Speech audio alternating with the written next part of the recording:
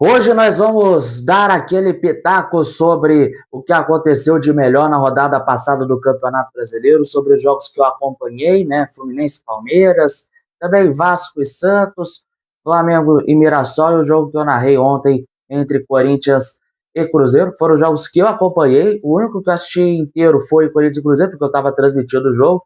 Flamengo e Mirassol eu só vi o primeiro tempo, Vasco e Santos eu só vi ali a etapa complementar. E Fluminense e Palmeiras eu dei uma olhada ali bem, né, forte nesse jogo. Antes, dá o seu like aqui no vídeo, inscreva-se aqui no canal, ative o sininho das notificações. Vamos rumo a 400 inscritos por aqui, meus amigos. 23ª rodada do Campeonato Brasileiro quase concluída, né? Porque ainda hoje, dia 17, tem Internacional e Clube do Remo, jogo às 8 horas lá no Beira-Rio. São duas equipes muito desesperadas, precisando vencer. É final para as duas equipes, confronto direto, né? Se quiser sair da zona do rebaixamento, a hora de vencer é essa, né? A hora de vencer é agora. Mas vamos falar sobre Fluminense e Palmeiras, cara, começando ali com esse jogo. Fluminense que veio ali da demissão do Luiz Obeldia, o Marcão comandou o time, Marcão que é auxiliar permanente do Tricolor. E, cara, o Fluminense demonstrou uma evolução absurda, né? Depois de meses com o Zubeldia, depois de sofrimento de vários e vários jogos sem vencer, um time que não criava nada, que era um marasmo, que era um completo fiasco dentro de campo, com o Marcão, que é auxiliar permanente, eterno bombeiro, aquele eterno apagador de fogo, com o Marcão o Fluminense evoluiu pra caramba, jogou muito bem, um jogo que a torcida fez a sua parte. Toda vez que o John Arias pegava na bola, a torcida vaiava, pegava no pé. Jogo que os jogadores entenderam completamente o recado da torcida tricolor, que por mais que é verdade, não lotou o Maracanã, tinha muito espaço vazio, ainda assim, o torcedor fez a sua parte, foi ali com o time, empurrou e o Fluminense conseguiu a virada. Palmeiras não tinha ideia nenhuma do que fazer dentro de campo. O time que é líder do campeonato está indo ali para a mesma estaca de onde estava em agosto do ano passado. Um time que não tinha ideia nenhuma, era só chuveirinho, só jogada na ponta, cruzamento, seja o que Deus quiser. E não resultava em nada. O Palmeiras até saiu na frente com o gol do Gustavo Gomes. Mas depois o Fluminense reagiu. O Hulk finalmente desencantou, marcou o seu gol. Mas aí no final do jogo, o Palmeiras volta à frente ali com o gol do Maurício. E aí todo mundo achava que já estava decidido, o Palmeiras vai ganhar. Mas o Fluminense reagiu, o Serna empatou o jogo e no final o Cano. O Cano estava desde o ano passado sem fazer um gol. E ele foi lá e cravou. Foi lá e fez o 3-2. A virada, o gol do milagre. O Fluminense voltando a vencer. E vencendo na hora certa, no momento em que a temporada começa a funilar de vez. Mês de agosto é o mês, como diria o Jorge Igor, o mês do caos para o futebol brasileiro. Porque muitas equipes estarão ali com até 3 frentes, estão até com 3 frentes. Campeonato Brasileiro, a Copa do Brasil e alguma competição Conmebol, que é a Sul-Americana ou a Libertadores. E aí, se você não se cuida, se você vacila, a temporada pode acabar aqui, nesse mês. Ela termina aqui, se você vacilar em algum ponto. E o Palmeiras já tá ali, já tá pecando. Perdeu ponto ali contra o Inter, perdeu pro Atlético, perdeu agora pro Fluminense. Palmeiras sofreu empate do Cerro Porteño no jogo de ida das oitavas da Libertadores em casa. Vai pressionado pro jogo da volta no Paraguai. E o Palmeiras não tá jogando nada. O Palmeiras não tá jogando um futebol vistoso desde 2024, gente. Desde 2024. Tem alguns resquícios? Tem alguns lampejos ali em certos momentos da temporada? Tem. Mas não consegue manter esse alto nível. Desde 2024. É preocupante. O Abel Ferreira hoje tem o melhor elenco do Palmeiras desde que ele assumiu lá em 2020. Dá a impressão de que com o Rony Rústico, com o Zé Rafael, com o Marcos Rocha, com o Daverson, com esses caras que eram inferiores ao que o Palmeiras tem hoje, como Andrés Pereira, Flaco Lopes, Vitor Roque, dá a impressão de que com esses caras lá de 22, o Palmeiras jogava muito melhor. O Abel Ferreira tinha um trabalho muito melhor do que agora, né? Porque assim, é um nível muito nojento. O Palmeiras vai totalmente ameaçado pro jogo na quinta-feira lá no Paraguai, gente. Vai ameaçado demais. Já o jogo Vasco e Santos, cara, o Vasco até teve grandes oportunidades no primeiro tempo. Mas o nível do primeiro tempo, no geral, foi bem nojento, cara, pra ser sincero. Um jogo de baixo nível técnico. O Santos também não conseguia criar muita coisa. O Vasco até tentava, mas não conseguia fazer gol. E aí, no segundo tempo, o Santos começa a reagir e reage bem. O Santos consegue abrir o caminho ali com o Gabigol. O Gabigol que havia perdido uma baita chance no primeiro tempo. E aí, no segundo tempo, ele vai lá e abre o caminho. Ele castiga o Vasco de novo. Aí, também, no segundo tempo, depois do gol do Gabigol, o passeio acontece, né? Com o Ilharão ampliando a vantagem. O Neymar cobra ali uma falta. Aí, o Jardim dá o rebote. E o Ilharão pega meio sem querer, mas sem querer querendo, né? 2-0. E o Luan Pérez ampliou também com falha do Léo Jardim. Léo Jardim, que é um baita goleiro, diga-se de passagem, um dos melhores goleiros do futebol brasileiro, mas nos últimos jogos, eu acho que desde 2025, do ano passado para cá, o Jardim tem falhado bastante na meta do Vasco. Praticamente em todo jogo tem um gol que sai ali de algum erro bobo dele, de algum rebote, de algum frango, sei lá. O Vasco também não se ajuda. O elenco do Vasco é ruim pra caramba. É um elenco de doer os olhos. O time tem gastado muito mais do que deveria e o time não corresponde dentro de campo. E agora cai para 19º lugar, tá na penúltima posição no Campeonato Brasileiro. E e olhando aqui a sequência, o próximo jogo do Vasco é contra o Palmeiras. Que agora, né, nessas condições ali de Palmeiras e Vasco, tem tudo para ser um jogo horroroso. Eu acho que o Vasco tem totais condições sim de pontuar contra o Palmeiras. O empate seria com sabor de vitória. Mas aí depois do Palmeiras, enfrenta o Cruzeiro em São Januário. Tem jogo contra o Fluminense do Maracanã, que pode ganhar, é verdade. Contra o Grêmio, que pode ganhar. Contra o Coxa em São Januário. Aí depois Botafogo. Então assim, o Vasco vai ter uma sequência muito difícil. Sem contar também a Copa do Brasil, os 2 jogos contra o Vitória. E também agora, né, nesse meio de semana, a Sul-Americana contra o Olímpia. Então, é um nível muito ruim que o Vasco demonstrou contra o Santos ontem. Nem parece aquele time que jogou contra o Fluminense, que jogou bem contra o Fluminense. Parece que o Vasco agora vai viver assim, de lampejos. Vai viver de poucos jogos bons e a maioria de jogos ruins. E Nestrosa é uma completa decepção. O Vasco gastou uma grana, gastou uma fortuna para trazer esse Nestrosa, que é pior que o Marlos Moreno, que jogou no Flamengo. O Vasco está gastando muito mais do que deveria, está em recuperação judicial. Saiu uma notícia de que o Vasco precisa de um empréstimo de 150 milhões de reais lá do filho do dono da Crefisa, porque o fluxo de caixa não aguenta até essa semana. Não aguenta até essa semana. Olha o nível que o Vasco se enfiou. Olha o buraco que o Vasco se enfiou. E não é de agora, gente. Vem desde a época do Eurico Miranda. O Vasco vive esse inferno astral desde a época do Eurico Miranda. E se continuar desse jeito, vai continuar vivendo o inferno astral, dentro e fora de campo. Que não consegue encaixar o time. Ainda tem essa crise financeira. O fluxo de caixa não vai aguentar até essa semana se o empréstimo não vir. Vive essa incerteza da venda ou não da SAF pro filho do dono da Crefisa. E no Brasileiro perde ponto, passa vergonha na Sula. Na Copa do Brasil até chega bem, mas na hora H peca ali né, e acaba perdendo, já se desclassificar, é vice-campeão, enfim. O Vasco vive um inferno astral. Ainda teve ontem, né, a polêmica do Flávio Bolsonaro e do Douglas Ruas, né, que é o candidato a governador daqui do Rio, né, Flávio Bolsonaro que é candidato a presidente.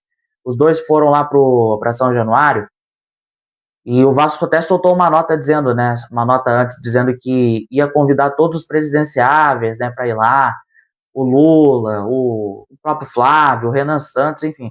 Só que aí o presidente do Vasco estava lá, bajulando o Flávio Bolsonaro. Eu não queria entrar nesse assunto de política. Eu não quero entrar em assunto de política.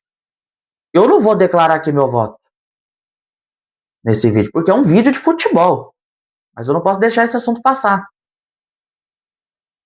Se for para deixar os outros entrarem, tudo bem. Agora, ficar só um ali, só a bajulação a um, vai queimar a imagem do clube, mais do que já está queimada. Então preocupa ele o futuro do Vasco. O futuro do Vasco é preocupante. Ontem ainda tivemos o Flamengo metendo um 5-1 tranquilo no Mirassol, meus amigos. O Flamengo atropelou ontem. Jogou um futebol primoroso. Para mim, o que o Flamengo fez ontem foi um treino de luxo para a Libertadores contra o Cruzeiro. Foi um treino de luxo. O Mirassol ontem não viu a cor da bola. Carrascal ontem parece que está voltando ao alto nível que ele demonstrou no ano passado. Marcou gol, fez um jogo ali primoroso no meio de campo, deu uma tônica linda demais ali do meio para frente, uma coletividade assim de dar inveja em grandes clubes da Europa. O Lino jogando bola, o Pedro cravando 2 vezes e igualando de novo na artilharia com o Kevin Viveiros do Atlético Paranaense. E é o trator que vem passando, viu?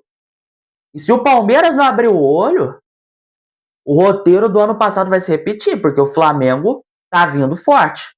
Depende apenas de si de novo para ser campeão, visto que o Flamengo tem um jogo a menos que o Palmeiras, justo contra o Mirassol.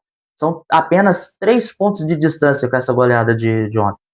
Foram 6 mudanças que o Leonardo Jardim botou em relação ao jogo de ida contra o Cruzeiro na última quarta-feira. Botou Danilo no lugar do Léo Ortiz, que entrou bem. O Varela na do Royal. O Varela salvou um gol na linha. O Varela jogou bem demais. Paquetá no lugar do Jorginho como segundo volante. Muito bem, muito boa atuação do Paquetá. Carrascal no lugar da Arrascaeta. Um jogaço do Carrascal ontem. Luiz Araújo na direita. O Luiz Araújo até fez um jogo bem decente, comparado aos últimos que ele entrou. Até marcou gol, inclusive. Ele no primeiro tempo foi uma merda. Mas no segundo tempo ele entrou bem e marcou o seu gol. E Pedro no lugar do Bruno Henrique. Jogaço do Pedro mais uma vez. Uma grande vantagem que o Flamengo construiu. Começou no primeiro tempo e aí no segundo tempo foi lá e jambrolhou de vez o time do interior de São Paulo. Uma grande goleada para dar aquela moral, para dar aquela iludida no torcedor. O Flamengo, para mim, é favorito contra o Cruzeiro, diga-se de passagem, pelo nível que tem mostrado ali em relação ao time cruzeirense. O Cruzeiro que não está jogando mal, está jogando muito bem também. São 2 equipes que têm grandes jogadores, têm mostrado um alto nível, né, de bola jogada. Eu acho que vai ser um jogo muito equilibrado, mas eu acho que o Flamengo sai na frente em relação ao time do Cruzeiro em questão de bola jogada, em questão de favoritismo. E agora, né, a gente vai falar do Cruzeiro, jogo que eu narrei, né, ontem na Sintonia Esportiva. O Cruzeiro venceu a equipe do Corinthians por 2-1 na Neoquímica Arena. Um grande jogo, diga-se de passagem. Um alto nível que a gente teve ontem de bola jogada. Primeiro tempo com chance de lá, chance de cá. O segundo tempo também. O Cruzeiro, mesmo ali com um time misto, foi pra cima, lutou ali. Foi um jogaço.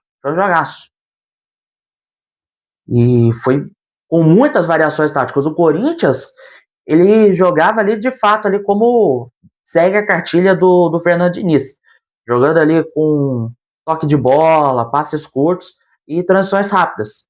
O Corinthians chegava nessas transições rápidas e quase marcando gol. Garro mandou bola na trave, Pedro Raul tentava de cabeça, mais conhecendo o nível do Pedro Raul, a bola ia no Otávio.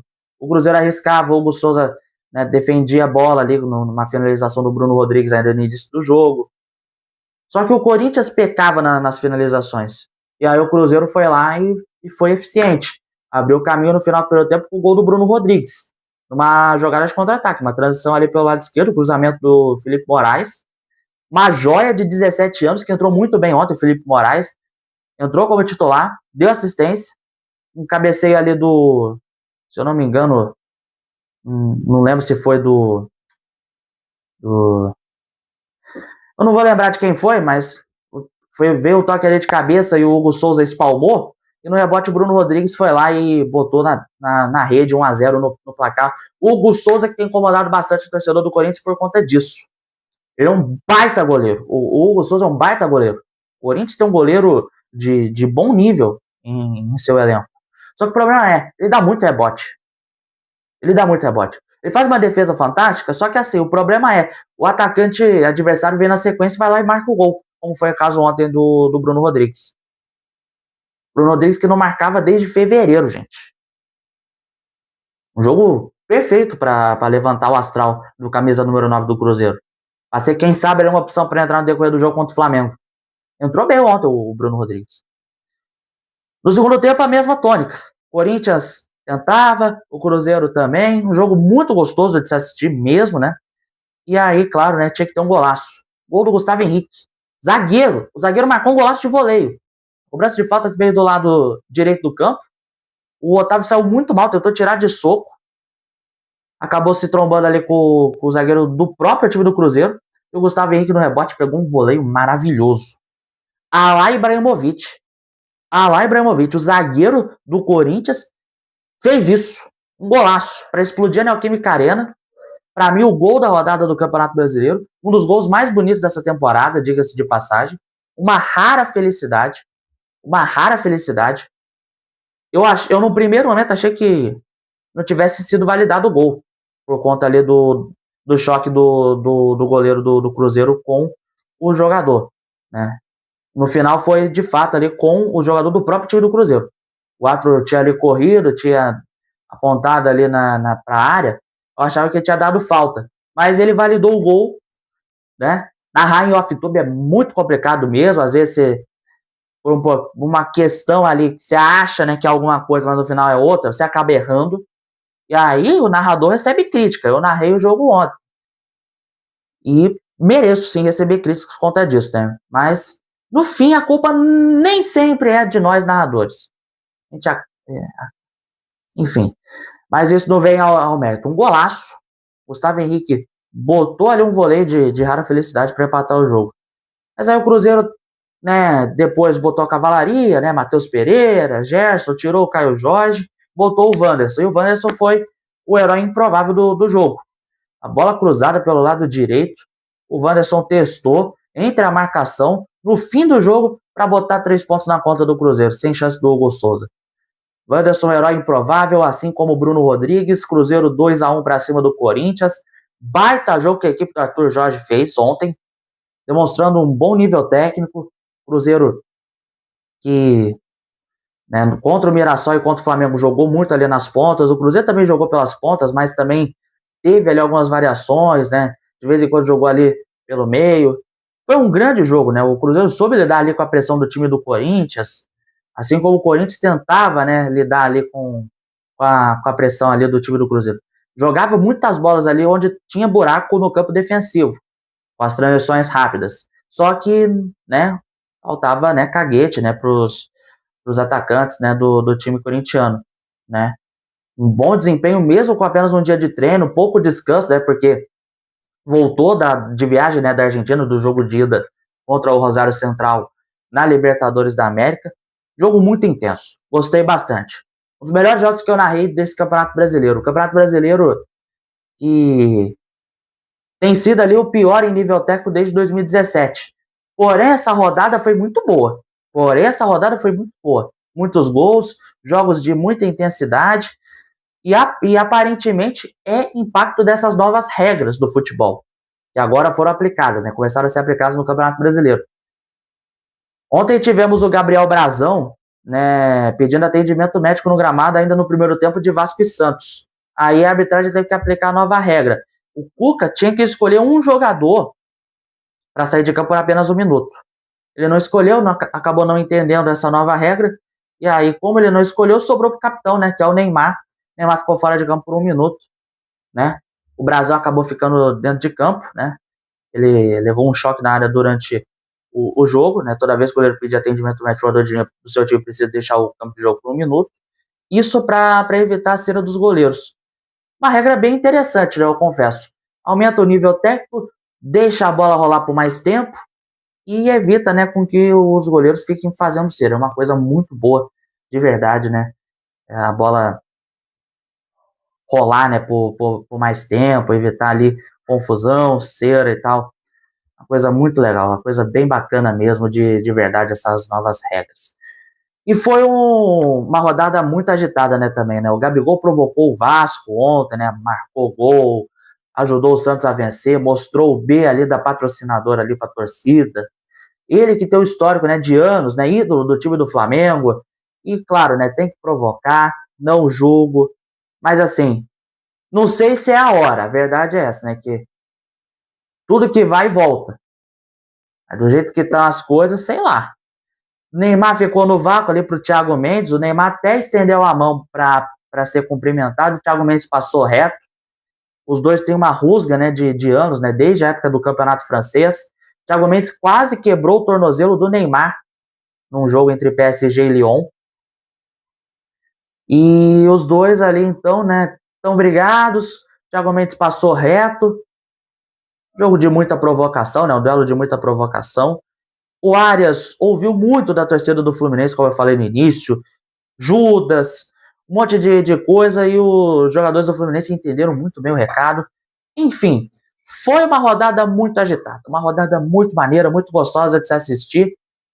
E para mim, resumindo, em questão ali desses brasileiros na Libertadores e na Sul-Americana, os que chegam melhor na Libertadores, sem dúvida, são Flamengo, Cruzeiro, até o Corinthians e o Fluminense, vai, que são 4 equipes que têm totais condições de vencer suas partidas. O Flamengo e Cruzeiro, claro, né, fazendo um duelo direto, com o Flamengo sendo ali um pouquinho favorito, um pouquinho à frente do Cruzeiro. Pressionado, para mim, chega o Palmeiras, cara. O nível ruim de futebol que eles têm apresentado nos últimos tempos e o resultado péssimo, né, contra a equipe do Cerro Porteño no jogo de ida. O Mirassol acho que não liga muito, né? Libertadores não é muito ali a prioridade, é a primeira vez ali que o clube do interior participa e o foco, né, deve ser o Campeonato Brasileiro com toda certeza. Quanto à Sul-Americana, eu acho que o São Paulo chega muito pressionado, muito mesmo. Não tá jogando nada, São Paulo não vence há um bom tempo. Por mais que o resultado contra o Bolívar na altitude tenha sido relativamente ok, um empate com sabor de vitória, ainda assim é sinal de alerta ligado pro time do Dorival Júnior. E o próximo jogo é contra a Chapecoense. Tá a cara de rolar uma merda brutal pro time tricolor, hein? Santos eu acho que chega bem contra o Macará. O Santos jogou bem contra o Vasco. Por mais que contra o Macará seja altitude, seja, mas ainda assim eu acho que o Santos tem totais condições de passar pelo Macará. O Atlético chega muito bem pro jogo contra o Red Bull Bragantino. O Bragantino chega ali mais ou menos. O Botafogo chega pressionado, claro, né? Tá no mesmo nível do Vasco e do São Paulo, né? Pra essa semana da Sul-Americana. Perdeu ontem no Barradão pro Vitória. Tomou 6-1 na altitude pro Cienciano. Um resultado vexatório. O maior vexame da história do Botafogo, na minha opinião, ter tomado de 6-1 do Cienciano. Por mais que é verdade, tenha sido um jogo na altitude, era um jogo perdível, vai. Se perdesse ali até 3-1, no máximo 2 gols de diferença, ok. Daria para reverter. Agora, 6-1, meu amigo.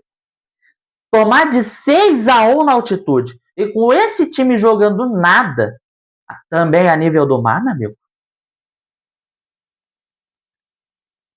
Já era, Botafogo. Já era. Já era. Não é impossível o Botafogo meter 5-6-0 no Newton Santos? Não é impossível. Mas assim, olhando o panorama atual, já era, gente. Já era. Não tem o que fazer. Fazer um 3-4-0 para sair com uma certa honra e tudo bem. Mas se não fizer nenhum gol e ainda tomar um, cara, Franklin Carvalho já era, gente. Já era. O Botafogo vai deixar sangrar pelo jeito, né? Igual o Fluminense fez com o Zubeldia, será? Ou vão demitir ele antes da Sula ou vai demitir depois? Porque não tá jogando nada, gente. Não tá jogando nada. Tá ruim demais. Tá de doer os olhos. E é isso então, viu? Minha opinião aqui sobre a rodada do Campeonato Brasileiro, análise, né, de alguns jogos que eu acompanhei, o que eu penso sobre os times do Brasil na Libertadores e na Sul-Americana, a rodada que começa amanhã. E é isso então, né? Dá o like aí no vídeo, inscreva-se aqui no Ians FC e é isso. Tamo junto.